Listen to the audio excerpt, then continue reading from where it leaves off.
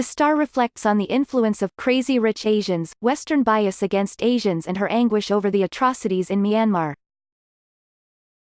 Michelle Yeoh was an established martial arts star in Asia by the time Western audiences came to know her, first as a Bond girl and then a balletic warrior in the 2000 hit Crouching Tiger, Hidden Dragon. During Yeoh's action hero days, she performed her own stunts, like launching herself and the motorcycle she was riding onto a moving train, and was at one point, she said, uninsurable. Little wonder, then, that Yeoh's portrayal of the imperious mother, Eleanor Young, in the summer smash Crazy Rich Asians was so ferocious. Now she and her co-stars are nominated for the top prize, Outstanding Performance by a Cast, at the Screen Actors Guild Awards on January 27. Up for a Golden Globe for Best Musical or Comedy at Sunday's ceremony. During a recent trip to New York, Yeoh, who is 56, and cut an edgy figure wearing head-to-toe black and a supple motorbike jacket, met me at the Four Seasons for black coffee and a conversation about the film, the racism she encountered in her earlier years, and her heartbreak over Myanmar's repressive government under Daw Aung San Suu Kyi, the Nobel Peace Prize laureate Yeoh played in the 2012 biopic The Lady. Here are edited excerpts. It is almost unfathomable that Crazy Rich Asians was the first Hollywood movie with a contemporary setting and a majority Asian American cast since Joy Luck Club in 1993. Asian communities are so hungry, they never see themselves on the big screen. Honestly, when I first came out here, suddenly to be told I'm a minority was a big shock. I came from China, how did I suddenly switch to being a minority?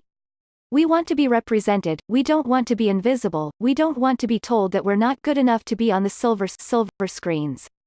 You don't have to treat us special. Just treat us as equal.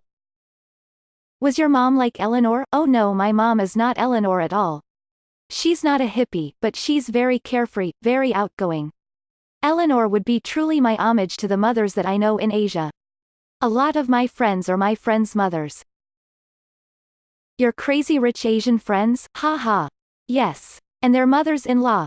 Are their mothers. Because I drew a lot of inspiration from them. Eleanor was up to the last moment trying to please her mother-in-law. She wanted her son to look good because she wasn't good enough. That was the one thing we really worked on. We needed Eleanor to be vulnerable to make her more human. In the book Eleanor was black and white movies mean. I didn't want her to be a villain. I wanted her to have very high standards, to be very elegant. But the most important thing, what we really worked on, is the love between the mother and son. The mahjong scene was great. I take it you know how to play. Yes, it's my sort of specialty. I had no problem in that scene at all. It was the showdown, right? And the movie could have ended there. At the end of the day it wasn't a Prince Cinderella movie. If you look at all of the women, they all were stronger. They weren't waiting to be rescued. Eleanor had a very intense presence. Eleanor was very composed. She didn't talk with her hands. She was very contained. For a character like that, she has to command a lot of attention, with the stillness that I worked on. The lady was quite contained, the lady is. But the lady is also very emotional on other levels. How are you reacting to news about the atrocities against Rohingya Muslims under Aung San Suu Kyi's leadership? I feel very against, of course, what is happening to the Rohingyas. We do have a foundation inside Burma. We felt when the country opened up, it's not the top layer of society that needed help. It's the rest. But they adore her. Because they really believe that she's trying to do whatever she can for the lower people. They still adore her, they still feel like that. But the thing is, it's so complicated. I don't believe she has the power. Maybe she'll hate me for saying this. She has no power. The power is still with the military. Are you in touch with her? We are in touch with her. But recently it has been very difficult because of all the things that have been going on. But she knows that I have been a little bit outspoken about the fact that I've been so disappointed. It's tragic. It must be very strange for you, having played her. Do you think she should lose her Nobel? I think we should really take a step back and try and understand. What they are condemning her for is for not speaking out. For not turning around and saying, you are wrong, you shouldn't have. Yes, maybe she can do that and be thrown out of the country again. I feel that she's trying to keep the door open so that there's still dialogue within her country and she still can have some kind of say. What I fear is without the support of the international people, it's easy for the military to just disregard her. So I think she's in a really, really rough place. Let me ask you about another controversial thing. Why stop now while we're at it? Don't get me into trouble, it's been over a year since news about Harvey Weinstein broke. You have said you never had any trouble with sexual harassment, and if you had, you would have deployed your martial arts skills. What do you think about men hoping to come back? It was an adjustment. Something that we needed to clean up. We needed skeletons to come out from the closet. The most important thing is that the person has changed and understands that all that is bad.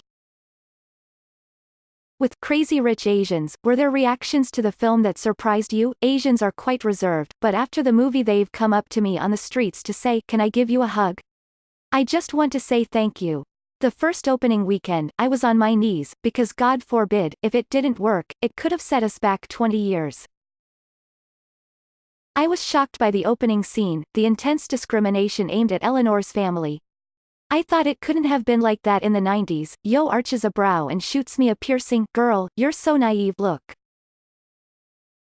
I remember when I first went to Paris, in the late 80s, early 90s. Every time I walked into a store, the women would fold their arms. They wouldn't even speak to me. So the next day, my ex sent his designer to go shopping with me, and doors flew open. Just like Pretty Woman, you'd be surprised how racist people were at that time. It's a shame. But I'm glad it's not like that now. I work with the United Nations Development Program as a Goodwill Ambassador, to promote gender equality, all these things we need to have a better world, more peaceful world. If we don't, we're not going to be able to save our world. We have to work together, start dialogue together and have no judgment. Why are we so judgmental? Twitter. It's all Twitter's fault. I don't know how to twit.